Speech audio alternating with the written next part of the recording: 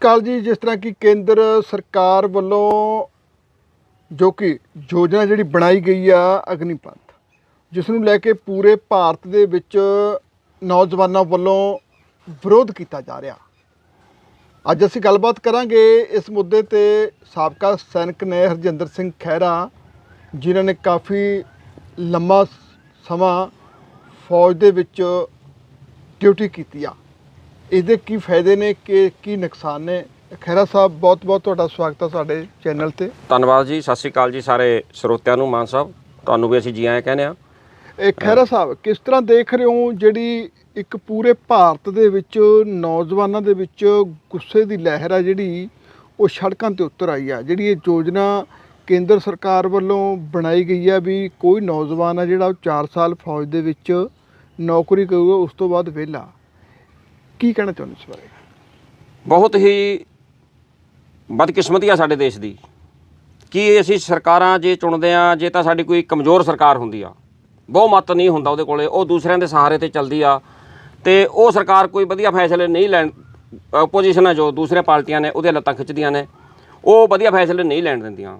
ਪਰ ਜੇ ਅਸੀਂ ਕੋਈ ਸਥਿਰ ਤੇ ਮਜ਼ਬੂਤ ਸਰਕਾਰ ਚੁਣਦੇ ਆ ਇਸ ਉਮੀਦ ਦੇ ਨਾਲ ਕਿ ਸਾਡੀ ਜਿਹੜੀ ਸਰਕਾਰ ਆ ਉਹ ਸਟਰੋਂਗ ਆ, ਬਹੁਮਤ ਦੇ ਵਿੱਚ ਆ, ਤੇ ਕੋਈ ਵੀ ਫੈਸਲਾ ਲੈ ਸਕਦੀ ਆ।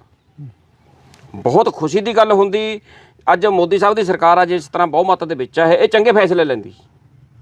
ਪਰ ਸਾਡੇ ਦੇਸ਼ ਦਾ ਬੈਡ ਲੱਕ, ਸਾਡੀ ਮਾੜੀ ਕਿਸਮਤ ਕਿ ਮੋਦੀ ਸਾਹਿਬ ਦੀ ਸਰਕਾਰ ਆ ਜੋ ਇਹ ਸਾਡੇ ਦੇਸ਼ ਦੇ ਹਿੱਤ ਦੇ ਵਾਸਤੇ ਜਾਂ ਸਾਡੇ ਲੋਕਾਂ ਦੇ ਹਿੱਤ ਦੇ ਵਾਸਤੇ ਫੈਸਲੇ ਨਹੀਂ ਲੈ ਰਹੀ।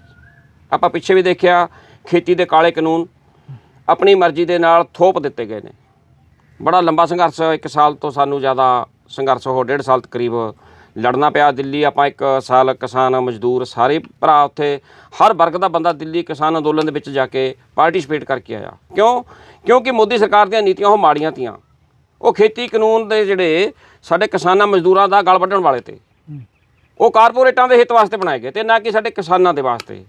ਇਸੇ ਤਰ੍ਹਾਂ ਹੀ ਜੋ ਅੱਜ ਮੋਦੀ ਸਾਹਿਬ ਨੇ ਇਹ ਇੱਕ ਨਵੀਂ ਪਾਲਿਸੀ ਲੈ ਕੇ ਆਈ ਹੈ ਸਰਕਾਰ, ਇਹ ਬਹੁਤ ਦਿਲ ਦੁਖਿਆ ਜੀ ਸੁਣ ਕੇ। ਮੈਂ ਕਹਿੰਦਾ ਹੈਰਾਨ ਆ, ਅੱਜ ਦੁਖੀ ਹੋ ਰਿਹਾ ਮਨ ਕਿ ਅਸੀਂ ਦੇਸ਼ ਦੀ ਰਾਖੀ ਕੀਤੀ ਹੈ 24 ਸਾਲ ਸਰਹੱਦਾਂ 'ਤੇ ਰਹਿ ਕੇ ਭਾਰਤ ਸਰਕਾਰ ਦੇ ਹੁਕਮਾਂ ਦੇ ਅਨੁਸਾਰ। ਅਸੀਂ ਜੰਮੂ ਕਸ਼ਮੀਰ, ਚਾਈਨਾ ਬਾਰਡਰ, ਪੰਜਾਬ ਦਾ ਪਾਕਿਸਤਾਨ ਬਾਰਡਰ ਲੈ ਕੇ ਰਾਜਸਥਾਨ ਬਾਰਡਰ, ਅਸੀਂ ਬਾਰਡਰਾਂ 'ਤੇ ਪੈ ਰਹੇ ਹਾਂ। ਉੱਥੇ ਅਸੀਂ ਤੈਨਾਤੀ ਦੇ ਨਾਲ ਆਪਣੇ ਦੇਸ਼ ਦੀ ਰਾਖੀ ਕੀਤੀ ਆ। ਭਾਰਤ ਸਰਕਾਰ ਦੇ ਹੁਕਮਾਂ ਦੇ ਮੁਤਾਬਕ ਅਸੀਂ ਦੇਸ਼ ਦੇ ਉੱਪਰ ਹਰ ਤਰ੍ਹਾਂ ਦੀ ਕੁਰਬਾਨੀ ਕਰਨ ਨੂੰ ਤਿਆਰ ਹਾਂ। ਅੱਜ ਵੀ ਤਿਆਰ ਹਾਂ, ਭਾਵੇਂ 15 ਸਾਲ ਹੋ ਗਏ ਸੇਵਾ ਮੁਕਤ ਹੋਏ, ਅੱਜ ਵੀ ਸਾਨੂੰ ਕਾਲ ਕਰੇ ਸਾਡੀ ਰੈਜੀਮੈਂਟ ਜਾਂ ਸਰਕਾਰ, ਅਸੀਂ ਖੁਸ਼ੀ ਸਰਹੱਦਾਂ ਵੱਲ ਨੂੰ ਮੂਵ ਕਰਨ ਨੂੰ ਤਿਆਰ ਹਾਂ। ਪਰ ਜੋ ਬਦਨੀਤੀਆਂ ਜਵਾਨ ਤੇ ਕਿਸਾਨ ਵਾਸਤੇ ਬਣਾ ਰਹੀ ਹੈ ਸਰਕਾਰ, ਇਹ ਕਦੇ ਸੋਚਿਆ ਨਹੀਂ ਸੀ। ਸ਼੍ਰੀ ਲਾਲ ਬਹਾਦਰ ਸ਼ਾਸਤਰੀ ਜੀ ਦੇਸ਼ ਦੇ ਇੱਕ ਬਹੁਤ ਸੱਚੇ ਸੁੱਚੇ ਇਮਾਨਦਾਰ ਪ੍ਰਧਾਨ ਮੰਤਰੀ ਹੋਏ ਨੇ। ਉਹਨਾਂ ਨੇ ਜਿਹੜੇ ਸਮੇਂ ਦੇਸ਼ ਦੇ ਵਿੱਚ ਇੱਕ ਨਾਅਰਾ ਲਾਇਆ ਸੀਗਾ, ਜੈ ਜਵਾਨ ਜੈ ਕਿਸਾਨ। ਸਾਡੇ ਦੇਸ਼ ਦੇ ਵਿੱਚ ਅਨਾਜ ਦਾ ਸੰਕਟ ਪੈਦਾ ਹੋ ਗਿਆ ਸੀ, ਅੰਨ ਭੰਡਾਰ ਸਾਡੇ ਖਾਲੀ ਹੋ ਗਏ ਤੇ ਸਾਡੇ ਦੇਸ਼ ਦਾ ਪ੍ਰਧਾਨ ਮੰਤਰੀ ਵਿਦੇਸ਼ਾਂ ਦੇ ਵਿੱਚ ਠੂਠਾ ਲੈ ਕੇ ਜਾ ਕੇ ਕਣਕ ਮੰਗਣ ਜਾਂਦਾ ਸੀ। ਪ੍ਰਧਾਨ ਮੰਤਰੀ ਸ਼ਾਸਤਰੀ ਜੀ ਨੇ ਜਦੋਂ ਬਾਗਡੋਰ ਸੰਭਾਲੀ ਤਾਂ ਉਹਨਾਂ ਨੇ ਇਹਦਾ ਸਾਹਮਣਾ ਕੀਤਾ। ਉਹ ਉੱਧਰੋਂ ਪਾਕਿਸਤਾਨ ਨੇ ਪੈਟਨ ਟੈਂਕ ਲੈ ਕੇ ਅਮਰੀਕਾ ਤੋਂ ਸਾਡੇ 'ਤੇ ਹਮਲਾ ਕੀਤਾ। ਜਾਣੀ ਸਾਡਾ ਦੇਸ਼ ਇੱਕ ਤਾਂ ਪਹਿਲੇ ਮੁਸੀਬਤ ਦੇ ਵਿੱਚ ਸੀਗਾ, ਸਾਡੇ ਕੋਲ ਤਾਂ ਖਾਣ ਨੂੰ ਰੋਟੀ ਨਹੀਂ ਸੀ। ਸਾਡੇ ਦੇਸ਼ ਦੇ ਪ੍ਰਧਾਨ ਮੰਤਰੀ ਜੀ ਖੁਦ ਇੱਕ ਟਾਈਮ ਵਰਤ ਰੱਖਦੇ ਰਹੇ ਨੇ, ਸ਼੍ਰੀ ਲਾਲ ਬਹਾਦਰ ਸ਼ਾਸਤਰੀ ਜੀ, ਅਤੇ ਲੋਕਾਂ ਨੂੰ ਅਪੀਲ ਕਰਦੇ ਰਹੇ ਨੇ ਕਿ ਇੱਕ ਟਾਈਮ ਰੋਟੀ ਨਾ ਖਾਓ, ਉਹ ਰੋਟੀ ਕਿਸੇ ਭੁੱਖੇ ਦੇ ਮੂੰਹ 'ਚ ਜਾਵੇ। ਉਹ ਸੀਗੇ ਸਾਡੇ ਸੱਚੇ ਸੁੱਚੇ ਨੇਤਾ, ਅਤੇ ਸਾਰਾ ਦੇਸ਼ ਉਹਦੇ 'ਤੇ ਅਮਲ ਕਰਦਾ ਸੀਗਾ।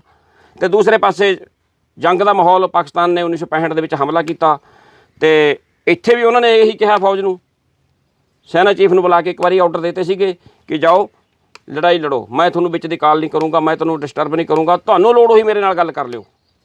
ਅਤੇ ਅਸੀਂ 65 ਦੀ ਲੜਾਈ ਜਿੱਤੀ ਆ, 48 ਦੀ ਲੜਾਈ ਅਸੀਂ ਜਿੱਤੀ ਆ। ਜੇ ਅੱਜ ਕਸ਼ਮੀਰ ਦਾ ਮੁੱਦਾ ਉਲਝਿਆ ਹੋਇਆ, ਇਹ ਸੈਨਾ ਦੀ ਬਦੌਲਤ ਨਹੀਂ ਹੈ, ਇਹ ਸਾਡੇ ਦੇਸ਼ ਦੀ ਸਰਕਾਰ, ਦੇਸ਼ ਦੇ ਪਹਿਲੇ ਪ੍ਰਧਾਨ ਮੰਤਰੀ ਕਹਿੰਦੇ ਨੇ ਜਿਨ੍ਹਾਂ ਨੂੰ, ਉਹਨਾਂ ਦੀ ਬਦੌਲਤ ਇਹ ਕਸ਼ਮੀਰ ਦਾ ਮੁੱਦਾ ਉਲਝਿਆ ਹੋਇਆ। ਅੱਜ ਸਾਡੇ ਉੱਥੇ ਰੋਜ਼ ਸ਼ਹਾਦਤਾਂ ਹੋ ਰਹੀਆਂ ਨੇ ਬਿਨਾਂ ਲੜਾਈ ਤੋਂ। ਬਹੁਤ ਦੁੱਖ ਦੀ ਗੱਲ ਆ ਜਦ ਦੇਸ਼ ਦਾ ਸੈਨਿਕ ਬਿਨਾਂ ਵਾਰ ਤੋਂ ਸ਼ਹਾਦਤਾਂ ਦੇਵੇ। ਇਹ ਨਲਾਇਕੀ ਅਤੇ ਕਮਜ਼ੋਰੀ ਕਿਹਦੀ ਆ? ਸਾਡੀਆਂ ਸਰਕਾਰਾਂ ਦੀ। ਫਿਰ 71 ਦੇ ਵਿੱਚ ਲੜਾਈ, ਪਾਕਿਸਤਾਨ ਦਾ 2 ਟੁਕੜੇ ਕੀਤੇ, ਬੰਗਲਾਦੇਸ਼ ਬਣਾਇਆ। 65 ਦੀ ਲੜਾਈ ਅਸੀਂ ਜਿੱਤੀ ਆ। 62 ਦੀ ਲੜਾਈ ਦੇ ਵਿੱਚ ਭਾਵੇਂ ਸਾਨੂੰ ਮਾਰ ਪਈ, ਪਰ ਸਾਡੀ ਫੌਜ ਨੇ ਤਾਂ ਮੁਕਾਬਲਾ ਕੀਤਾ ਚਾਈਨਾ ਦਾ। ਸਾਡੇ ਕੋਲੇ ਕੀ ਸੀਗਾ? 303 ਦੀਆਂ 20 ਗੋਲੀਆਂ, ਅਤੇ ਉਹਨਾਂ ਕੋਲੇ ਉਹਨਾਂ ਦਿਨਾਂ ਦੇ ਵਿੱਚ ਐਟੋਮੈਟਿਕ ਹਥਿਆਰ ਸੀ। ਬਿਲਕੁਲ ਖਹਿਰਾ ਸਾਹਿਬ, ਗੱਲ ਇਹ ਆ ਵੀ ਜਿਹੜਾ ਹੁਣ ਇਹਨਾਂ ਨੇ ਯੋਜਨਾ ਬਣਾਈ ਆ, ਇਹਦੇ ਵਿੱਚ ਕਿੰਨਾ ਕੁ ਨੁਕਸਾਨ ਆ? ਜਿਹੜਾ ਬਹੁਤ ਵੱਡਾ ਨੁਕਸਾਨ ਆ ਜੀ, ਬਹੁਤ ਹੀ ਵੱਡਾ। ਇੱਕ ਇਹ ਕਹਿ ਲਓ ਵੀ ਸਾਡੀ ਨੌਜਵਾਨੀ ਨਾਲ ਭੱਦਾ ਮਜ਼ਾਕ ਆ। ਪਹਿਲੀ ਗੱਲ ਤਾਂ ਇਹ ਉਹਨਾਂ ਨੂੰ ਇੱਕ ਠੈਂਗਾ ਦਿਖਾਇਆ ਗਿਆ ਕਿ ਆਓ ਤੁਹਾਨੂੰ ਅਸੀਂ ਟ੍ਰੇਨਡ ਕਰਦੇ ਹਾਂ, ਫਿਰ ਤੁਹਾਨੂੰ ਅਬਾਨੀਆਂ ਅਡਾਨੀਆਂ ਦੇ ਸਟੋਰਾਂ ਮੂਹਰੇ ਸਿਕਿਉਰਿਟੀ ਗਾਰਡ ਲਾਵਾਂਗੇ। ਇਹ ਕਹਿੰਦੇ ਨੇ ਜੀ ਉਹਨਾਂ ਨੂੰ ਰੁਜ਼ਗਾਰ ਮਿਲੂਗਾ, ਸਾਨੂੰ ਕਿਉਂ ਨਹੀਂ ਮਿਲਿਆ ਰੁਜ਼ਗਾਰ? ਮੈਂ 24 ਸਾਲ ਨੌਕਰੀ ਕਰਕੇ ਮੈਂ ਬੇਰੁਜ਼ਗਾਰ ਹਾਂ ਪਹਿਲੇ ਦਿਨ ਤੋਂ। ਜਿਸ ਦਿਨ ਤਾਂ ਮੈਂ ਸੇਵਾ ਮੁਕਤ ਹੋਇਆ ਮੈਂ ਬੇਰੁਜ਼ਗਾਰ ਹਾਂ। ਮੈਂ ਕਿੱਥੇ ਅਪਲਾਈ ਨਹੀਂ ਕੀਤਾ। ਮੈਂ ਕਲਾਸ 1 ਵਾਇਰਲੈਸ ਆਪਰੇਟਰ ਹਾਂ ਆਰਮਡ ਕੋਰ ਦਾ। ਮੇਰੇ ਕੋਲ ਹੈ ਵੀ ਹਾਈ ਐਲਟੀ ਡਿਜਿਟ ਤੇ ਚਲਾਉਣ ਦਾ ਡਰਾਈਵਿੰਗ ਲਾਇਸੈਂਸ ਆ। ਇਹ ਕਹਿੰਦੇ ਨੇ ਵੀ ਜੇ 4 ਸਾਲ ਬੰਦਾ ਲਾ ਕੇ ਆਊਗਾ ਤਾਂ ਉਹਨੂੰ ਰੁਜ਼ਗਾਰ ਦਿੱਤਾ ਜਾਊਗਾ। ਹਾਂ, ਇਹ ਕਹਿੰਦੇ ਨੇ। ਤੁਸੀਂ 15 ਸਾਲ ਲਾ ਕੇ ਆਏ ਹੋ, ਤੁਹਾਨੂੰ ਕੋਈ ਰੁਜ਼ਗਾਰ? ਅਸੀਂ ਜੀ ਬੇਰੁਜ਼ਗਾਰ ਫਿਰਦੇ ਹਾਂ। ਤੁਸੀਂ ਬੇਰੁਜ਼ਗਾਰ? ਅਸੀਂ ਪੰਜਾਬ ਪੁਲਿਸ ਦੇ ਵਿੱਚ ਵੀ ਮੈਂ ਸਿਲੈਕਟ ਹੋਇਆ। ਉੱਥੇ ਪੰਜਾਬ ਸਰਕਾਰ ਦੀਆਂ ਪਾਲਿਸੀਆਂ ਕੈਪਟਨ ਅਮਰਿੰਦਰ ਸਿੰਘ ਨੇ ਬਣਾਤੀਆਂ ਐਸੀਆਂ ਕਿ 2 ਸਾਲ ਦੇ ਅੰਦਰ ਅੰਦਰ ਹੀ ਫੌਜੀ ਵਿੱਚ ਜਿਹੜਾ ਬੰਦਾ ਐਕਸਰਸਮੈਨ ਆ, ਸੇਵਾ ਮੁਕਤੀ ਤੋਂ ਬਾਅਦ 2 ਸਾਲ ਦੇ ਅੰਦਰ ਅੰਦਰ ਹੀ ਭਰਤੀ ਹੋ ਸਕਦਾ। ਮੇਰੇ ਅੰਦਰ ਕੀ ਕਮੀ ਤੀ? ਮੈਂ ਸੰਗਰੂਰ ਭਰਤੀ ਹੋਇਆ, ਲੇਕਿਨ ਮੇਰੀ ਪ੍ਰੋਬਲਮ ਇਹ ਹੋ ਗਈ ਕਿ ਜਦ ਮੈਂ ਭਰਤੀ ਹੋਇਆ ਮੈਨੂੰ 2 ਸਾਲ ਤੋਂ ਉੱਪਰ ਹੋ ਗਏ ਤੇ ਰਿਟਾਇਰ ਹੋਏ ਨੂੰ। ਹੁਣ ਨੌਕਰੀ ਸਰਕਾਰ ਨੇ ਕੱਢਣੀ ਤੀ, ਇਸ਼ਤਿਹਾਰ ਸਰਕਾਰ ਨੇ ਦੇਣੇ ਤੇ ਤਾਂ ਅਸੀਂ ਅਪਲਾਈ ਕਰਦੇ। ਫਿਰ ਅਸੀਂ ਹੁਣ ਆਪਣੀ ਮਰਜ਼ੀ ਨਾਲ ਪੁਲਿਸ ਲਾਈਨ 'ਚ ਥੋੜ੍ਹਾ ਬਿਸਤਰਾ ਰੱਖ ਸਕਦੇ ਮਾਨ ਸਾਹਿਬ। ਜੇ ਸਰਕਾਰ ਕਿਤੇ ਨਾ ਕਿਤੇ ਇਸ਼ਤਿਹਾਰ ਦੇਊਗੀ ਜੋਬ ਦੇ, ਨੌਕਰੀਆਂ ਦੇ, ਤਾਂ ਜਾ ਕੇ ਅਸੀਂ ਉੱਥੇ ਅਪਲਾਈ ਕਰਾਂਗੇ, ਉੱਥੇ ਅਸੀਂ ਸਾਡੀ ਸਿਲੈਕਸ਼ਨ ਹੋਊਗੀ। ਮੈਂ ਭਰਤੀ ਪੁਲਿਸ ਦੇ ਵਿੱਚ ਹੋ ਚੁੱਕਿਆ ਸੀ ਸੰਗਰੂਰ। ਬਿਲਕੁਲ ਖਹਿਰਾ ਸਾਹਿਬ, ਜਿਸ ਤਰ੍ਹਾਂ ਕਿ ਪੰਜਾਬ ਪੁਲਿਸ ਲਾ ਲਓ, CRP ਲਾ ਲਓ, VSF ਲਾ ਲਓ, ਇੱਕ ਵੱਖਰੀ ਸ਼ਾਨ ਆ ਜਿਹੜੀ ਫੌਜ ਆ, ਦੇਸ਼ ਦੀ ਵੱਖਰੀ ਸ਼ਾਨ। ਹਾਂਜੀ, ਇਸ ਲਈ ਇਹਨਾਂ ਨੂੰ ਇਹ ਕਰਨਾ ਚਾਹੀਦਾ। ਦੇਖੋ, ਫੌਜ ਦੇ ਨਕਸ਼ੇ ਕਦਮਾਂ ਤੇ ਤਾਂ ਕੋਈ ਵੀ ਨਹੀਂ ਚੱਲ ਸਕਦਾ, ਨਹੀਂ ਚੱਲ ਸਕਦਾ। ਜੋ ਇੱਕ ਸੋਲਜਰ ਆ, ਇੰਨੀ ਮੈਂ 24 ਸਾਲ ਨੌਕਰੀ ਦੇ ਵਿੱਚ ਇਹ ਦੇਖਿਆ ਕਿ ਜਦ ਅਸੀਂ ਆਪਣਾ ਦੁੱਖ ਤਕਲੀਫ, ਆਪਣੀ ਹੋਮ ਪ੍ਰੋਬਲਮ ਅਸੀਂ ਭੁੱਲ ਜਾਂਦੇ ਹਾਂ।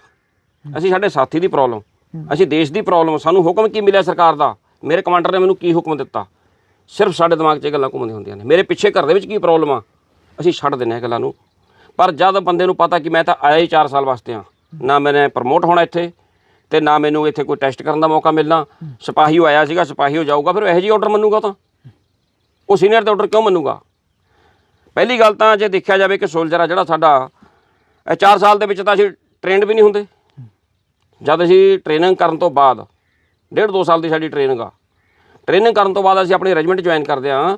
ਸਾਡੇ ਕੰਧਿਆਂ ਦੇ ਉੱਪਰ ਰੈੱਡ ਪੀਪਸ ਲਾ ਦਿੱਤੇ ਜਾਂਦੇ ਨੇ। ਉਹਦਾ ਮਤਲਬ ਹੁੰਦਾ ਅੰਡਰ 5।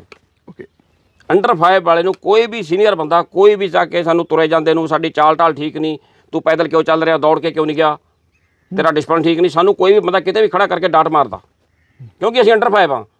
ਅਜੇ ਅਸੀਂ ਸਿੱਖ ਰਹੇ ਹਾਂ ਯੂਨਿਟ ਦਾ ਬਿਹੇਵੀਅਰ। ਅਸੀਂ ਸਿੱਖ ਰਹੇ ਹਾਂ ਵੀ ਸਾਡੇ ਸੀਨੀਅਰ ਕਿਸ ਤਰ੍ਹਾਂ ਯੂਨਿਟ ਦੇ ਵਿੱਚ ਰਹਿ ਰਹੇ ਨੇ, ਉਹ ਕਿਸ ਤਰ੍ਹਾਂ ਕੰਮ ਕਰ ਰਹੇ ਨੇ। 5 ਸਾਲ ਤਾਂ ਸਾਨੂੰ ਯੂਨਿਟ ਦੇ ਵਿੱਚ ਰਗੜਾ ਲੱਗਦਾ ਟ੍ਰੇਨਿੰਗ ਤੋਂ ਬਾਅਦ। 7 ਸਾਲ ਤੋਂ ਬਾਅਦ ਅਸੀਂ ਇਹ ਮੰਨਦੇ ਹਾਂ ਕਿ ਹਾਂ ਯਾਰ ਮੈਂ ਹੁਣ ਸੋਲਜਰ ਹਾਂ, ਮੈਂ ਸਿਪਾਹੀ ਹਾਂ ਯੂਨਿਟ ਦਾ। 7 ਸਾਲ ਬਾਅਦ। ਬਿਲਕੁਲ ਖਹਿਰਾ ਸਾਹਿਬ, ਜਿਹੜੀ ਇਹ ਪਲੈਨਿੰਗ ਤੀ, ਇਹ ਤਾਂ ਕਈ ਸਾਲਾਂ ਤੋਂ ਲਗਾਤਾਰ ਕੋਸ਼ਿਸ਼ਾਂ ਤਾਂ ਕੀਤੀਆਂ ਜਾ ਰਹੀਆਂ ਨੇ, ਜਾਂਦੀਆਂ ਹੋਣੀਆਂ ਵੀ ਇਹ ਲਾਗੂ ਕੀਤੀ ਜਾਣੀ ਆ। ਦੇਖੋ, 24 ਸਾਲ ਤਾਂ ਮੈਂ ਵੀ ਕਰਕੇ ਆਇਆ ਫੌਜ ਦੇ ਵਿੱਚ, ਹੁਣ 15 ਸਾਲ ਬੇਸ਼ੱਕ ਮੈਨੂੰ ਆਏ ਨੂੰ ਹੋ ਗਏ ਨੇ, ਪਰ ਅਸੀਂ ਇਹਦੇ ਬਾਰੇ ਕਦੇ ਨਹੀਂ ਸੁਣਿਆ ਸੀਗਾ। ਜਿਵੇਂ ਕਿ ਹੁਣ ਇਹ ਪਖੰਡ ਜੇ ਕਰ ਰਹੇ ਨੇ ਕਿ ਇਹ ਤਾਂ 89 ਦੇ ਵਿੱਚ ਪਾਲਿਸੀ ਬਣ ਚੁੱਕੀ ਸੀ, ਜਿਵੇਂ ਕਿ ਮਾੜੇ ਕੰਮ ਮੈਂ ਕਰਾਂ, ਜੇ ਉਹਦਾ ਵਿਰੋਧ ਹੋਣ ਲੱਗੇ ਤਾਂ ਤੇਰੇ ਗਲ ਪਾ ਦਿਆਂ, ਤੇਰੇ ਗਲ ਪਾ ਦਿਆਂ। ਇਹਨਾਂ ਨੇ ਕਿਸਾਨੀ ਕਾਨੂੰਨਾਂ ਵੇਲੇ ਵੀ ਇਹੀ ਕਿਹਾ ਕਿ ਜੀ ਅਸੀਂ ਨਹੀਂ ਬਣਾਏ, ਇਹਦਾ ਕਾਂਗਰਸ ਸਰਕਾਰ UPA ਗਵਰਨਮੈਂਟ ਬਣਾ ਕੇ ਗਈ ਸੀਗੀ, ਉਹਨਾਂ 'ਚ ਹਿੰਮਤ ਨੀਤੀ ਲਾਗੂ ਕਰਨ ਦੀ, ਅਸੀਂ ਲਾਗੂ ਕੀਤੇ। ਇਹੀ ਇਹ ਅੱਜ ਕਹਿ ਰਹੇ ਨੇ ਕਿ ਇਹ ਪਾਲਿਸੀ ਤਾਂ 89 ਦੀ ਬਣੀ ਹੋਈ ਆ, ਪਿਛਲੀਆਂ ਸਰਕਾਰਾਂ ਦੇ ਵਿੱਚ ਦਮ ਨਹੀਂ ਸੀਗਾ ਲਾਗੂ ਕਰਨ ਦਾ, ਤੇ ਅਸੀਂ ਦਮ ਰੱਖਦੇ ਸੀਗੇ, ਇਸ ਕਰਕੇ ਅਸੀਂ ਇਸ ਨੂੰ ਅੱਜ ਲਾਗੂ ਕਰ ਰਹੇ ਹਾਂ। ਬਿਲਕੁਲ, ਹੁਣ ਕਹਿੰਦੇ ਵੀ ਇਹ ਵਾਪਸ ਨਹੀਂ ਹੋਊਗਾ। ਵਾਪਸ ਨਹੀਂ ਹੋਊਗਾ, ਵਾਪਸ ਤਾਂ ਫਿਰ ਲੈਣਾ ਪਊਗਾ, ਕਿਉਂ ਜੇ ਦੇਸ਼ ਨੂੰ ਚਲਾ ਰਹੇ ਨੇ। ਕਿਸਾਨੀ ਅੰਦੋਲਨ ਦੇ ਵਿੱਚ ਕੀ ਹੋਇਆ? ਠੀਕ ਆ, ਉੱਥੇ ਤੋੜ-ਫੋੜ ਨਹੀਂ ਹੋਈ। ਕਿਸਾਨੀ ਅੰਦੋਲਨ ਇੱਕ ਬਹੁਤ ਹੀ ਲਾਮਿਸਾਲ ਅੰਦੋਲਨ ਆ, ਦੁਨੀਆ ਦੇ ਵਿੱਚ ਮੰਨਿਆ ਜਾਊਗਾ, ਇਤਿਹਾਸ ਲਿਖਿਆ ਜਾਊਗਾ ਕਿਸਾਨੀ ਅੰਦੋਲਨ ਦਾ, ਕਿ ਬਿਨਾਂ ਤੋੜ-ਫੋੜ ਤੋਂ, ਬਿਨਾਂ ਹਿੰਸਾ ਤੋਂ ਕਿਸਾਨਾਂ ਨੇ ਜੰਗ ਜਿੱਤੀ ਆ ਤੇ ਭਾਰਤ ਸਰਕਾਰ ਨੂੰ, ਮੋਦੀ ਸਰਕਾਰ ਨੂੰ ਝੁਕਣਾ ਪਿਆ। ਤੇ ਅੱਜ ਜਿਹੜਾ ਅੰਦੋਲਨ ਸ਼ੁਰੂ ਹੋ ਗਿਆ, ਇਹ ਨੌਜਵਾਨੀ ਨਾਲ ਜੁੜਿਆ ਹੋਇਆ। ਅੱਜ ਨੌਜਵਾਨੀ ਆ ਜਿਹੜੀ, ਦੇਖੋ ਕਿਸਾਨੀ ਅੰਦੋਲਨ ਦੇ ਆਗੂ ਬਜ਼ੁਰਗ ਤੇ ਉਹਨਾਂ ਦੇ ਐਕਸਪੀਰੀਅੰਸ ਸੀਗੇ ਸੰਘਰਸ਼ਾਂ ਦੇ, ਪਰ ਅੱਜ ਇੱਕਦਮ ਇਹ ਸਾਡੇ ਨੌਜਵਾਨ ਨੂੰ ਉੱਠਦੇ ਨੂੰ ਸੰਘਰਸ਼ ਦੇ ਵਿੱਚ ਧੱਕਤਾ ਇਹਨਾਂ ਨੇ। ਇਹਨਾਂ ਦਾ ਕੋਈ ਐਕਸਪੀਰੀਅੰਸ ਨਹੀਂ, ਇਹਨਾਂ ਦਾ ਕੋਈ ਆਗੂ ਨਹੀਂ। ਇਹ ਆਪ ਮਹਾਰੇ ਸਾਡੀ ਪਬਲਿਕ ਆ ਜਿਹੜੀ, ਆਪ ਮਹਾਰੇ ਸਾਡੀ ਨੌਜਵਾਨੀਆਂ, ਯੂਥ, ਇਹ ਆਪ ਮਹਾਰੇ ਸੜਕਾਂ 'ਤੇ ਆ ਗਿਆ, ਤੋੜ-ਫੋੜ ਵੀ ਕਰ ਰਿਹਾ, ਅੱਗਾ ਵੀ ਲਾ ਰਿਹਾ। ਨੁਕਸਾਨ ਕਿਹਦਾ ਹੋ ਰਿਹਾ? ਬਿਲਕੁਲ, ਨੁਕਸਾਨ ਤਾਂ ਹਿੰਦੁਸਤਾਨ ਦਾ ਸਾਡਾ ਹੋ ਰਿਹਾ, ਸਾਡੇ ਟੈਕਸਾਂ ਦੇ ਨਾਲ। ਜਿਸ ਬੱਸ 'ਤੇ ਅਸੀਂ ਚੜ੍ਹ ਕੇ ਜਾਣਾ, ਜਿਸ ਰੇਲ ਗੱਡੀ 'ਤੇ ਅਸੀਂ ਚੜ੍ਹ ਕੇ ਜਾਣਾ, ਉਹ ਫੂਕ ਰਹੇ ਆਪਾਂ ਬਾਪੂ ਕਰੇ। ਅਸੀਂ ਨੌਜਵਾਨਾਂ ਨੂੰ ਅਪੀਲ ਕਰ ਰਹੇ ਹਾਂ। ਮੈਂ ਸਾਡੀ ਸੰਸਥਾ ਦੇ ਵੱਲੋਂ ਅੱਜ ਸਾਡੇ ਕਰਨਲ ਕੁਲਦੀਪ ਸਿੰਘ ਗਰੇਵਾਲ ਸਾਹਿਬ ਪ੍ਰਧਾਨ ਸਾਹਿਬ ਦਾ ਵੀ ਸਟੇਟਮੈਂਟ ਅਖਬਾਰਾਂ 'ਚ ਲੱਗੀ ਹੋਈ ਆ ਕਿ ਅਸੀਂ ਮੋਦੀ ਦੀਆਂ ਨੀਤੀਆਂ ਦਾ ਵਿਰੋਧ ਕਰਦੇ ਹਾਂ। ਜੋ ਸੈਨਾ ਦੀ ਭਰਤੀ ਦੇ ਵਾਸਤੇ ਮੋਦੀ ਸਾਹਿਬ ਨੇ ਨੀਤੀ ਬਣਾਈ ਆ, ਇਸ ਦਾ ਸੇਵਾ ਪੰਜਾਬ ਵਿਰੋਧ ਕਰਦੀ ਆ। ਇਹ ਅੱਜ ਦੀ ਸਟੇਟਮੈਂਟ ਸਾਡੀ ਅਖਬਾਰਾਂ 'ਚ ਲੱਗ ਚੁੱਕੀ ਆ। ਪਰ ਇੱਥੇ ਅਸੀਂ ਨੌਜਵਾਨਾਂ ਨੂੰ ਜਾਂ ਪ੍ਰਦਰਸ਼ਨਕਾਰੀਆਂ ਨੂੰ ਅਪੀਲ ਵੀ ਕੀਤੀ ਆ ਕਿ ਪਲੀਜ਼ ਆਪਣਾ ਨੁਕਸਾਨ ਨਾ ਕਰੋ। ਲੀਡਰਾਂ ਦਾ ਕੁਛ ਨਹੀਂ ਜਾਣਾ ਇਹਦੇ ਵਿੱਚ। ਲੀਡਰ ਤਾਂ ਜੇ ਅੱਜ ਆਪਾਂ ਟ੍ਰੇਨਾਂ ਫੂਕਾਂਗੇ, ਕੱਲ੍ਹ ਨੂੰ ਕਮਿਸ਼ਨ ਬੈਠੂਗਾ, ਇਨਕੁਆਇਰੀਆਂ ਸ਼ੁਰੂ ਹੋਣਗੀਆਂ, ਲੀਡਰ ਉਹਦੇ ਵਿੱਚੋਂ ਵੀ ਖਾਣਗੇ। ਫਿਰ ਨਵੀਆਂ ਟ੍ਰੇਨਾਂ ਖਰੀਦਾਂਗੇ, ਲੀਡਰ ਉਹਦੇ ਵਿੱਚੋਂ ਵੀ ਖਾਣਗੇ। ਉਹਦਾ ਬੋਝ ਤਾਂ ਸਾਡੇ ਤੇ ਪੈਣਾ। ਬਿਲਕੁਲ ਬਿਲਕੁਲ। ਖਹਿਰਾ ਸਾਹਿਬ, ਜਿਸ ਤਰ੍ਹਾਂ ਕਿ ਨੌਜਵਾਨ ਆ, ਬੇਰੁਜ਼ਗਾਰੀ ਬਹੁਤ ਆ, ਭਟਕਦਾ ਫਿਰ ਰਿਹਾ, ਕੋਈ ਰਸਤਾ ਨਸ਼ੇ ਦਾ ਵੀ ਬੋਲਬਾਲਾ ਬਹੁਤ ਜ਼ਿਆਦਾ। ਪਰ ਸਰਕਾਰ ਨੇ ਵਾਅਦੇ ਬਿਲਕੁਲ ਜ਼ਰੂਰ ਕੀਤੇ ਵੀ ਇੰਨੇ ਲੱਖ ਨੌਕਰੀਆਂ 'ਚ ਅਸੀਂ ਕਰਾਂਗੇ, ਆਹ ਨੌਕਰੀਆਂ ਦੇਵਾਂਗੇ। ਪਰ ਇੰਨਾ ਪੜ੍ਹ ਲਿਖ ਕੇ ਨੌਜਵਾਨ ਫਿਰ ਵੀ ਧੱਕੇ ਖਾਂਦਾ ਨਜ਼ਰ ਆ ਰਿਹਾ। ਦੇਖੋ, ਵਾਅਦੇ ਤਾਂ ਵਾਅਦੇ ਹੁੰਦੇ ਨੇ। 2013 ਦੇ ਵਿੱਚ ਰਵਾੜੀ ਬਹੁਤ ਵੱਡੀ ਰੈਲੀ ਨਰਿੰਦਰ ਮੋਦੀ ਜੀ ਨੇ ਕੀਤੀ, ਸਾਬਕਾ ਫੌਜੀਆਂ ਦੀ। 10 ਲੱਖ ਫੌਜੀ ਪਹੁੰਚਿਆ, ਸਾਡੀਆਂ ਜਥੇਬੰਦੀਆਂ ਵੀ ਗਈਆਂ। ਉੱਥੇ ਮੋਦੀ ਸਾਹਿਬ ਨੇ ਬਹੁਤ ਹੀ ਭਾਵੁਕ ਹੋ ਕੇ, ਇੱਕ ਤਰ੍ਹਾਂ ਦਾ ਅੱਖਾਂ 'ਚੋਂ ਹੰਝੂ ਗਿਰਾ ਕੇ ਇਹ ਕਿਹਾ ਕਿ ਮੈਂ ਦੇਸ਼ ਦੇ ਸੈਨਿਕ ਨੂੰ ਸੜਕਾਂ 'ਤੇ ਰੁਲਦਾ ਨਹੀਂ ਦੇਖ ਸਕਦਾ। ਕਾਂਗਰਸ ਦੀ UPA ਸਰਕਾਰ ਨੇ ਬੰਦ ਰੈਂਕਮੈਨ ਪੈਨਸ਼ਨ ਨਹੀਂ ਦਿੱਤਾ, ਇਹਨਾਂ ਦਾ ਹੱਕ ਬਣਦਾ। ਮੈਨੂੰ ਪ੍ਰਧਾਨ ਮੰਤਰੀ ਬਣਾਓ, ਮੈਂ ਸਭ ਤੋਂ ਪਹਿਲਾ ਕੰਮ ਇਹ ਕਰੂੰਗਾ ਕਿ ਸਾਬਕਾ ਫੌਜੀਆਂ ਨੂੰ ਬੰਦ ਰੈਂਕਮੈਨ ਪੈਨਸ਼ਨ ਦੇਵਾਂਗਾ। ਅਸੀਂ ਵਿਸ਼ਵਾਸ ਕੀਤਾ, ਤੁਸੀਂ ਸਾਰਿਆਂ ਨੇ ਵਿਸ਼ਵਾਸ ਕੀਤਾ। ਮੋਦੀ ਸਾਹਿਬ ਸੱਤਾ ਦੇ ਵਿੱਚ ਆਏ, ਅਸੀਂ 1 ਸਾਲ 1.5 ਸਾਲ ਇਹਨਾਂ ਦਾ ਇੰਤਜ਼ਾਰ ਕੀਤਾ। ਮੋਦੀ ਸਾਹਿਬ ਨੂੰ ਸਮਾਂ ਦਿੱਤਾ ਕਿ ਨਵੀਂ ਸਰਕਾਰ ਬਣੀ ਆ, ਉਲਝੀ ਹੋਈ ਤਾਣੀਆਂ ਹੌਲੀ ਹੌਲੀ ਸੈੱਟ ਹੋ ਜੂਗੀ, ਸਾਡੀ ਵੀ ਮੋਦੀ ਸਾਹਿਬ ਪ੍ਰੋਬਲਮ ਹੱਲ ਕਰਨਗੇ। ਪਰ 1.5 ਸਾਲ ਤੱਕ ਜਦ ਨਹੀਂ ਗੱਲ ਹੋਈ, ਅਸੀਂ ਰਾਬਤਾ ਕਾਇਮ ਕੀਤਾ ਇਹਨਾਂ ਨਾਲ, ਸਾਡੀ ਇਹਨਾਂ ਨੇ ਨਹੀਂ ਸੁਣੀ। ਸਾਨੂੰ ਜੀ ਫਿਰ ਭੁੱਖ ਹੜਤਾਲ ਦਾ ਸ਼ਾਂਤਮਈ ਤਰੀਕੇ ਦੇ ਨਾਲ ਅਨੁਸ਼ਾਸਨ ਦੇ ਵਿੱਚ ਰਹਿੰਦੇ ਹੋਏ ਅਸੀਂ ਰੋਸ ਪ੍ਰਦਰਸ਼ਨ ਕੀਤੇ। ਦਿੱਲੀ ਦੇ ਵਿੱਚ ਸਾਡੇ ਜੰਤਰ ਮੰਤਰ 'ਤੇ ਬਹੁਤ ਹੀ ਸ਼ਾਂਤਮਈ ਤਰੀਕੇ ਦੇ ਨਾਲ ਅਸੀਂ ਬੈਠੇ ਆਪਣਾ ਉਹ ਕਰ ਰਹੇ ਹਾਂ, ਰੋਸ ਪ੍ਰਦਰਸ਼ਨ ਕਰ ਰਹੇ ਹਾਂ। ਬੰਦ ਰੈਂਕਮੈਨ ਪੈਨਸ਼ਨ ਦੀ ਮੰਗ ਅਸੀਂ ਸਰਕਾਰ ਤੋਂ ਕਰ ਰਹੇ ਹਾਂ।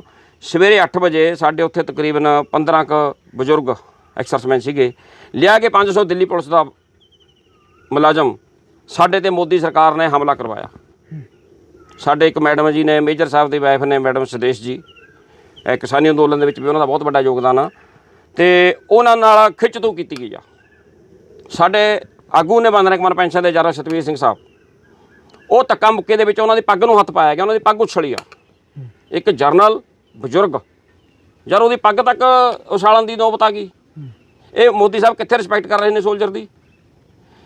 ਇਹ ਲੈ ਕੇ ਆਏ ਸੀਗੇ ਬੰਦ ਰੈਂਕਮੈਨ ਪੈਨਸ਼ਨ ਮੈਂ ਤੁਹਾਨੂੰ ਦੇਵਾਂਗਾ, ਲੇਕਿਨ ਹੁਣ ਇਹ ਜਦ ਦੁਬਾਰਾ ਸੱਤਾ ਦੇ ਵਿੱਚ ਆ ਗਏ, ਇਹਨਾਂ ਨੇ ਨਾਅਰਾ ਲਾਤਾ ਕਿਹੜਾ ਰੈਂਕ ਕਿਹੜੀ ਪੈਨਸ਼ਨ, ਨੋ ਰੈਂਕ ਨੋ ਪੈਨਸ਼ਨ। ਇਹਨਾਂ ਨੇ ਰੈਂਕ ਵੀ ਖਤਮ ਕਰਤੇ ਤੇ ਪੈਨਸ਼ਨ ਵੀ ਖਤਮ ਕਰਤੀ। ਸਾਨੂੰ ਬੰਦ ਰੈਂਕਮੈਨ ਪੈਨਸ਼ਨ ਫਿਰ ਇਹ ਕਿੱਥੋਂ ਦੇਣਗੇ? ਬਿਲਕੁਲ। ਖਹਿਰਾ ਸਾਹਿਬ, ਜਿਸ ਤਰ੍ਹਾਂ ਵੀ ਆਪਾਂ ਗੱਲਾਂ ਬਾਤਾਂ ਕਰਦੇ ਆ ਰਹੇ ਹਾਂ ਕਿ ਅੱਜ ਪੂਰਾ ਭਾਰਤ ਬੰਦ ਆ, ਪੰਜਾਬ ਦੇ ਵਿੱਚ ਵੀ ਹਾਈ ਅਲਰਟ ਜਾਰੀ ਕਰ ਦਿੱਤਾ ਗਿਆ, ਫਲੈਗ ਮਾਰਚ ਵੀ ਪੁਲਿਸ ਵੱਲੋਂ ਕੀਤੇ ਜਾ ਰਹੇ ਨੇ, ਰੇਲਵੇ ਸਟੇਸ਼ਨਾਂ ਦੀ ਚੌਕਸੀ ਜਿਹੜੀ ਵਧਾ ਦਿੱਤੀ ਗਈ ਆ। ਹਾਂਜੀ। ਦੇਖੋ, ਇਹ ਸਰਕਾਰ ਦੀਆਂ ਨਲਾਇਕੀਆਂ ਨੇ। ਤੰਗ ਕੌਣ ਹੋ ਰਿਹਾ? ਤੰਗ ਸਾਡੇ ਮੁਲਾਜ਼ਮ ਹੋ ਰਹੇ ਨੇ, ਚਾਹੇ ਪੁਲਿਸ ਵਾਲੇ ਭਰਾ ਨੇ ਸਾਡੇ, ਚਾਹੇ CRP ITBP BSF ਜੋ ਵੀ ਸਾਡੇ ਤੈਨਾਤ ਕੀਤੇ ਨੇ ਜਵਾਨ, ਉਹ ਸਾਡੇ ਭਰਾ ਨੇ, ਸਾਡੇ ਬੱਚੇ ਨੇ। ਉਹ ਉਹਨਾਂ ਨੂੰ ਰੋਟੀ ਖਾਣ ਦਾ ਵੀ ਟਾਈਮ ਨਹੀਂ ਲੱਗੂਗਾ। ਦੂਜੇ ਪਾਸੇ ਜਿਨ੍ਹਾਂ 'ਤੇ ਲਾਠੀ ਚਾਰਜ ਹੋਊਗਾ ਜਾਂ ਗੋਲੀ ਵੀ ਚੱਲ ਸਕਦੀ ਹੈ, ਜਿਹੜੇ ਅੱਜ ਪ੍ਰਦਰਸ਼ਨਕਾਰੀ ਨੇ, ਉਹ ਵੀ ਸਾਡੇ ਬੱਚੇ ਨੇ। ਸਾਨੂੰ ਹੀ ਇੱਕ ਦੂਸਰੇ ਦੇ ਆਮੋ ਸਾਹਮਣੇ ਸਰਕਾਰ ਨੇ ਕਿਉਂ ਖੜਾ ਕੀਤਾ? ਸਰਕਾਰ ਨੂੰ ਦਿਸਦਾ ਨਹੀਂ? ਜਦ ਪਤਾ ਵੀ ਵਿਰੋਧ ਹੋ ਰਿਹਾ, ਕਿਉਂ ਨੌਬਤ ਆਈ ਰੈੱਡ ਅਲਰਟ ਦੀ? ਚੁੱਪ ਕਰਕੇ ਕਹੋ ਵੀ ਠੀਕ ਆ, ਅਸੀਂ ਵਿਡਰਾਲ ਕਰਦੇ ਹਾਂ ਪਾਲਿਸੀ, ਇਹਦੇ 'ਤੇ ਆਪਾਂ ਬੈਠ ਕੇ ਵਿਚਾਰ ਕਰਦੇ ਹਾਂ। ਸਾਡੇ ਸਿਵਲ ਸੁਸਾਇਟੀ ਦੇ ਵਿੱਚੋਂ ਮਾਹਰਾਂ ਨੂੰ ਲਿਆ ਜਾਵੇ, ਸਾਡੇ ਐਕਸਰਸਮੈਨਾਂ ਦੀਆਂ ਜੋ ਐਸੋਸੀਏਸ਼ਨ ਨੇ, ਯੂਨੀਅਨਾਂ ਨੇ, ਉਹਨਾਂ ਦੇ ਆਗੂ ਨੂੰ ਲਿਆ ਜਾਵੇ। ਅਸੀਂ ਤਾਂ ਕਿੰਨੇ ਸਾਲਾਂ ਦੇ ਪਿੱਟ ਰਹੇ ਹਾਂ ਸਰਕਾਰਾਂ ਨੂੰ ਕਿ ਸਟੇਟ ਗੌਰਮੈਂਟ ਅਤੇ ਸੈਂਟਰ ਗੌਰਮੈਂਟ ਇੱਕ ਪਾਲਿਸੀ ਬਣਾਓ। ਹਰ ਮਹੀਨੇ ਸਟੇਟ ਗੌਰਮੈਂਟ ਨੂੰ ਪਤਾ ਹੋਣਾ ਚਾਹੀਦਾ ਕਿ ਸੈਂਟਰ ਦੇ ਵਿੱਚੋਂ ਸਾਡਾ ਆਹ ਮਹੀਨੇ ਆਹ ਜ਼ਿਲ੍ਹੇ ਦੇ ਇੰਨੇ ਐਕਸਰਸਮੈਨ ਰਿਟਾਇਰ ਹੋ ਰਹੇ ਨੇ। 60,000 ਸਾਡਾ ਇੱਕ ਸਾਲ ਦੇ ਵਿੱਚ ਰਿਟਾਇਰ ਹੁੰਦਾ ਫੌਜੀ, ਇੱਕ ਸਾਲ 'ਚ। ਇੱਕ ਸਾਲ 'ਚ ਅਸੀਂ ਇਹ ਚਾਹੁੰਦੇ ਹਾਂ ਕਿ ਸੈਂਟਰ ਗੌਰਮੈਂਟ ਅਤੇ ਸਟੇਟ ਗੌਰਮੈਂਟ ਉਹਦੇ ਆਉਣ ਤੋਂ ਪਹਿਲਾਂ 3 ਮਹੀਨੇ ਪਹਿਲਾਂ ਖਾਕਾ ਤਿਆਰ ਹੋ ਜਾਣਾ ਚਾਹੀਦਾ ਕਿ ਫਲਾਣੇ ਜ਼ਿਲ੍ਹੇ ਦਾ ਫਲਾਣਾ ਸੂਬੇਦਾਰ ਸਾਹਿਬ, ਫਲਾਣਾ ਹੌਲਦਾਰ ਸਾਹਿਬ, ਇੰਨੇ ਜਵਾਨ ਪੈਨਸ਼ਨ ਆ ਰਹੇ ਨੇ, 2 ਮਹੀਨੇ ਦੇ ਅੰਦਰ ਉਹਨਾਂ ਨੂੰ ਗੌਰਮੈਂਟ ਜੋਬ ਦਿੱਤਾ ਜਾਵੇ ਉਸੇ ਸਟੇਟਸ ਦੇ ਹਿਸਾਬ ਨਾਲ, ਜਿਸ ਸਟੇਟਸ ਦਾ ਉਹ ਨੌਕਰੀ ਛੱਡ ਕੇ ਆਏ ਨੇ। ਇੱਥੇ ਲੈ ਕੇ ਸਾਨੂੰ ਸੰਤਰੀ ਖੜਾ ਕਰ ਦਿੰਦੇ ਨੇ ਜੀ, ਚਾਹੇ ਹੌਲਦਾਰ ਸਾਹਿਬ ਆ, ਚਾਹੇ ਸਾਡਾ ਹੌਲਦਾਰ ਇੱਕ NCO ਹੁੰਦਾ, ਨੌਨ ਕਮਿਸ਼ਨਡ ਅਫਸਰ, ਉਹਦੀ ਬਹੁਤ ਪਾਵਰ ਹੁੰਦੀ ਆ ਰੈਜੀਮੈਂਟ ਦੇ ਵਿੱਚ, ਫੌਜ ਦੇ ਵਿੱਚ ਬਹੁਤ ਵੈਲਿਊ ਆ ਹੌਲਦਾਰ ਦੀ। ਸਾਰੀ ਰੈਜੀਮੈਂਟ ਨੂੰ ਲੜਾਉਂਦਾ ਹੀ ਉਹ ਅਸਲ ਦੇ ਵਿੱਚ। ਸਾਰੇ ਜਵਾਨਾਂ ਦੀ ਪ੍ਰੋਬਲਮ ਹੌਲਦਾਰ ਦੇ ਸਿਰ ਤੇ ਹੁੰਦੀ ਆ ਸੋਲਵ ਕਰਨੀ, ਉਹ ਅੱਗੇ ਆਪਣੇ ਸੂਬੇਦਾਰ ਸਾਹਿਬ ਨੂੰ ਦੱਸਦਾ, ਸੂਬੇਦਾਰ ਸਾਹਿਬ ਅਫਸਰ ਸਾਹਿਬ ਤੋਂ ਪ੍ਰੋਬਲਮ ਸੋਲਵ ਹੁੰਦੀ ਆ। ਪਰ ਇੱਥੇ ਸਾਡੇ ਹੌਲਦਾਰਾਂ ਨੂੰ ਸਿਕਿਉਰਿਟੀ ਗਾਰਡ ਖੜਾਤਾ ਡੰਡੇ ਲੈ ਕੇ। ਸਾਡੇ ਕੋਰਸਾਂ ਦੀ ਕੋਈ ਵੈਲਿਊ ਨਹੀਂ। ਅਸੀਂ ਕੋਰਸ ਕੀਤੇ ਹੋਏ ਨੇ ਫੌਜ ਦੇ ਵਿੱਚ, ਅਸੀਂ ਕੋਈ ਅਨਸਕਿਲਡ ਨਹੀਂ ਹੈਗੇ। ਸਾਨੂੰ ਲੇਬਰ ਦੀ ਸ਼੍ਰੇਣੀ ਦੇ ਵਿੱਚ ਖੜਾ ਕਰ ਦਿੱਤਾ ਜਾਂਦਾ। ਅੱਜ ਸਾਨੂੰ 24 ਸਾਲ ਵਾਲਿਆਂ ਨੂੰ ਲੇਬਰ ਦੀ ਸ਼੍ਰੇਣੀ 'ਚ ਰੱਖਿਆ ਜਾਂਦਾ। ਇਹ 4 ਸਾਲ ਵਾਲਿਆਂ ਨੂੰ ਕਿੱਥੇ ਖੜਾਉਣਗੇ? ਕਿੱਥੇ ਖੜਾਉਣਗੇ? ਕਿਹੜੀ ਜੋਬ ਦੇਣਗੇ ਉਹਨਾਂ ਨੂੰ? ਕਿਹੜੀ ਜੋਬ? ਇਹ ਝੂਠ ਬੋਲਦੇ ਨੇ। ਦੁੱਖ ਦੀ ਗੱਲ ਇਹ ਹੈ ਕਿ ਸਾਡੇ ਸੈਨਾ ਦੇ ਤਿੰਨੇ ਮੁਖੀ, ਚੌਥੇ CDS ਸਾਹਿਬ, ਚਾਰੇ ਜਨਰਲ ਸਾਡੇ ਅੱਜ ਝੂਠ ਬੋਲ ਰਹੇ ਨੇ। ਸਭ ਤੋਂ ਵੱਡੀ ਦੁੱਖ ਦੀ ਗੱਲ ਇਹ ਆ, ਕਿੱਥੇ ਤਾਂ ਉਹਨਾਂ ਨੂੰ ਮੋਦੀ ਸਰਕਾਰ ਨੂੰ ਦੱਸਣਾ ਚਾਹੀਦਾ ਸੀਗਾ ਏਜ ਪਰ ਲਾ ਜੋ ਮਿਲਟਰੀ ਦੇ ਕਾਨੂੰਨ ਨੇ ਉਹਦੇ ਮੁਤਾਬਕ ਕਿ ਨਹੀਂ ਜੀ ਇਹ ਗਲਤ ਆ, ਇਹ ਗਲਤ ਆ। ਆਰਮੀ ਨਾਲ ਛੇੜਛਾੜ ਨਾ ਕਰੋ। ਆਰਮੀ ਨਾਲ ਛੇੜਛਾੜ ਬਹੁਤ ਭਾਰੀ ਪੈ ਸਕਦੇ ਦੇਸ਼ ਨੂੰ। ਇਹ ਸਾਡੇ ਜਰਨਲਾਂ ਦਾ ਫਰਜ਼ ਬਣਦਾ ਸੀਗਾ ਮੋਦੀ ਸਰਕਾਰ ਨੂੰ, ਰੱਖਿਆ ਮੰਤਰੀ ਨੂੰ ਕਹਿਣ ਦਾ, ਸਮਝਾਉਣ ਦਾ। ਪਰ ਉਹ ਉਹਨਾਂ ਦੀ ਹਾਂ 'ਚ ਹਾਂ ਮਿਲਾ ਕੇ ਆਏ ਨੇ। ਕੱਲ੍ਹ ਉਹਨਾਂ ਨੇ ਸਟੇਟਮੈਂਟ ਦਿੱਤੀ ਆ, ਇੱਕ ਤਰ੍ਹਾਂ ਦਾ ਇਹ ਕਹਿ ਲਓ ਵੀ ਨੌਜਵਾਨਾਂ ਨੂੰ ਦਬਕਾ ਮਾਰਿਆ ਸਾਡੇ ਜਰਨਲਾਂ ਨੇ। ਇਹ ਵਾਪਸ ਨਹੀਂ ਹੋਊਗਾ, ਇਹ ਵਾਪਸ ਨਹੀਂ ਹੋਊਗਾ। ਔਰ ਜੇ ਕੋਈ ਪ੍ਰਦਰਸ਼ਨਕਾਰੀ ਹੋਇਆ ਉਹਨੂੰ ਭਰਤੀ ਨਹੀਂ ਕਰਾਂਗੇ ਅਗਨੀਵੀਰ ਦੇ ਵਿੱਚ। ਤੁਹਾਡੇ ਬਾਪ ਦਾ ਰਾਜ ਆ, ਤੁਸੀਂ ਤਾਂ ਚੇਅਰਮੈਨੀਆਂ ਦਾ ਅੱਖ ਰੱਖੀ ਬੈਠੇ ਹੋ। ਜਨਰਲ BK ਸਿੰਘ ਵਾਂਗੂ ਤੁਹਾਨੂੰ ਮੰਤਰੀ ਬਣਨਾ ਹੁੰਦਾ। ਤੇ ਪਿੱਛੇ ਵਾਲੀ ਫੌਜ ਦਾ, ਪਿੱਛੇ ਵਾਲੀ ਦੇਸ਼ ਦੇ ਬਾਰੇ ਕੌਣ ਸੋਚੂਗਾ ਜੇ ਤੁਸੀਂ ਨਹੀਂ ਸੋਚੋਗੇ? ਵੀ ਸਾਡੇ ਬਾਰੇ ਕਦੇ ਸੋਚਿਆ? ਸਾਡੇ ਤੇ ਦਿੱਲੀ ਦੇ ਵਿੱਚ ਲਾਠੀ ਚਾਰਜ ਕੀਤਾ ਮੋਦੀ ਸਰਕਾਰ ਨੇ। ਇਹ ਜਰਨਲ ਉਸ ਟਾਈਮ ਕਿੱਥੇ ਤੇ? ਇੱਕ ਦਾ ਵੀ ਸਟੇਟਮੈਂਟ ਆਈ ਹੋਵੇ ਤਿੰਨੇ ਚੀਫਾਂ ਦੇ ਵਿੱਚੋਂ? ਉਸ ਟਾਈਮ CDS ਨਹੀਂ ਹੁੰਦਾ ਸੀ। ਇੱਕ ਵੀ ਜਰਨਲ ਸਾਡਾ ਇਸ ਗੱਲ ਦਾ ਵਿਰੋਧ ਕੀਤਾ ਹੋਵੇ ਕਿ ਮੋਦੀ ਸਰਕਾਰ ਨੇ ਐਕਸਰਸਮੈਨਾਂ ਤੇ ਲਾਠੀ ਚਾਰਜ ਨਹੀਂ ਕਰਨਾ ਚਾਹੀਦਾ ਸੀ। ਕਿਸੇ ਦਾ ਮੂੰਹ ਨਹੀਂ ਖੁੱਲਿਆ। ਮੰਤਰੀ ਮੰਡਲ ਦੇ ਵਿੱਚ, ਸਰਕਾਰ ਦੇ ਵਿੱਚ 2 ਸੀਗੇ ਸਾਡੇ ਫੌਜੀ ਅਫਸਰ। ਇੱਕ ਉਹ ਗੋਲੀ ਮਾਸਟਰ ਜਿਹੜਾ ਰਬੜ ਦੀਆਂ ਗੋਲੀਆਂ ਮਾਰ ਕੇ ਆਉਣ ਵਾਲੇ ਕਰਨਲ ਰਠੌਰ ਸਾਹਿਬ ਸ਼ੂਟਰ, ਤੇ ਦੂਸਰਾ ਜਨਰਲ BK ਸਾਹਿਬ। ਇਹ ਮੰਤਰੀ ਸੀਗੇ।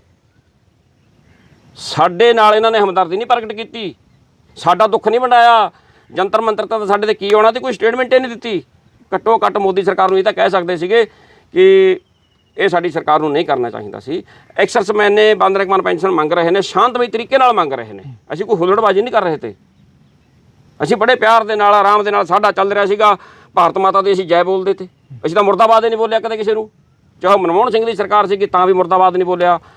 ਮੋਦੀ ਸਰਕਾਰ ਸਮੇਂ ਅਸੀਂ ਮਰਨ ਵਰਤ ਵੀ ਕਰਨਾ ਪੈ ਗਿਆ ਸਾਨੂੰ, ਤੇ ਅਸੀਂ ਭੁੱਖ ਹੜਤਾਲਾਂ ਵੀ ਕੀਤੀਆਂ ਨੇ। ਅਸੀਂ ਤਾਂ ਮੁਰਦਾਬਾਦ ਨਹੀਂ ਕਿਹਾ ਕਦੇ ਵੀ। ਪਰ ਸਾਡੇ ਤੇ ਵੀ ਲਾਠੀ ਚਾਰਜ ਕਰਤਾ। ਨਾ ਤਾਂ ਅਸੀਂ ਟੈਂਕੀਆਂ ਤੇ ਚੜ੍ਹਦੇ ਹਾਂ, ਨਾ ਅਸੀਂ ਅੱਗਾ ਲਾਉਂਦੇ ਹਾਂ, ਨਾ ਅਸੀਂ ਰੋਡ ਬਲੌਕ ਕਰਦੇ ਹਾਂ। ਤੇ ਇਹਨਾਂ ਨੇ ਸ਼ਰਮ ਕਿੱਥੇ ਕੀਤੀ ਆ? ਕਿੱਥੇ ਇਹਨਾਂ ਦੀ ਇਨਸਾਨੀਅਤ? ਕਿੱਥੇ ਤੇ ਸਾਡੇ ਜਰਨਲ? ਅੱਜ ਮੇਰੇ ਜਰਨਲਾਂ ਨੂੰ ਸਵਾਲ ਆ ਵਿਦ CDS।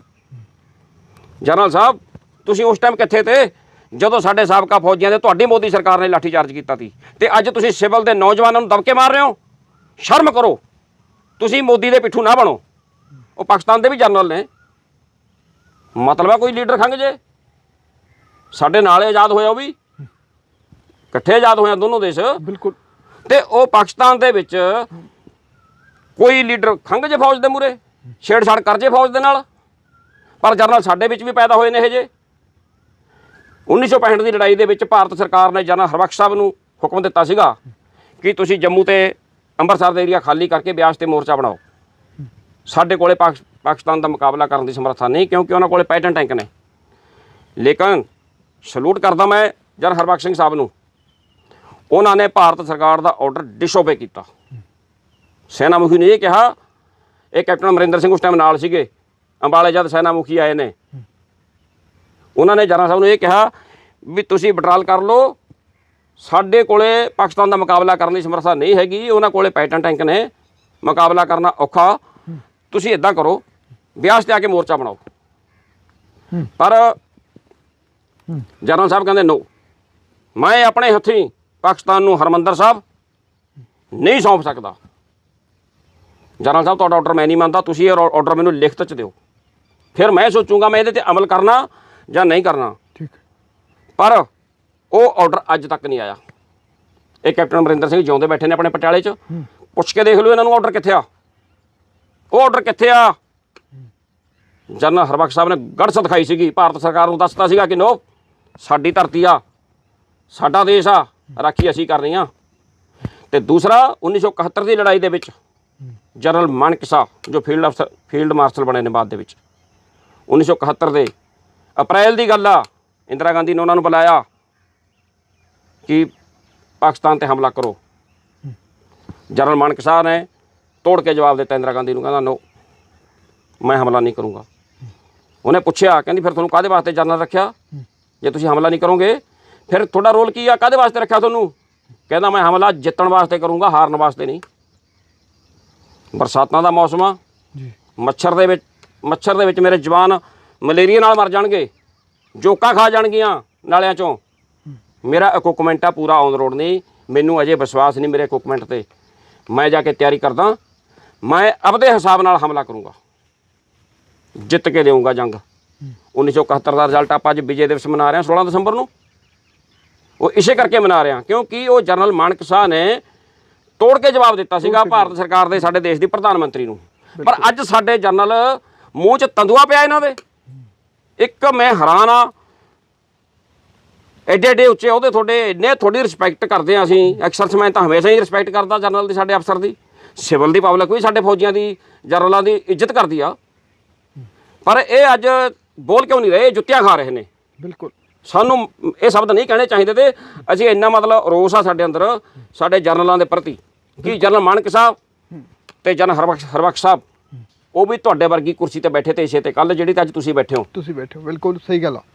ਬਿਲਕੁਲ ਇਹ ਸਨ ਸਾਬਕਾ ਸੈਨਿਕ ਹਰਿੰਦਰ ਸਿੰਘ ਖਹਿਰਾ, ਜਿਨ੍ਹਾਂ ਨੇ ਸਾਡੇ ਨਾਲ ਗੱਲਬਾਤ ਕੀਤੀ, ਜਿਨ੍ਹਾਂ ਨੇ ਇਸ ਯੋਜਨਾ ਦੀ ਕਾੜੇ ਸ਼ਬਦਾਂ ਦੇ ਵਿੱਚ ਨਿਖੇਧੀ ਕੀਤੀ ਹੈ। ਜਿਹੜੀ ਅਗਨੀਪੰਥ ਆ ਇਹ ਖਤਰਨਾਕ ਆ, ਜੋ ਕਿ ਅਸੀਂ 15 ਸਾਲ ਆ ਜਿਹੜੀ ਸਰਵਿਸ ਕਰ ਚੁੱਕੇ ਹਾਂ, ਪਰ ਸਾਨੂੰ ਕਿਤੇ ਨੌਕਰੀ ਨਹੀਂ ਦਿੱਤੀ ਗਈ। ਇਹ 4 ਸਾਲ ਵਾਲਿਆਂ ਦਾ ਕੀ ਭਵਿੱਖ ਹੋਵੇਗਾ?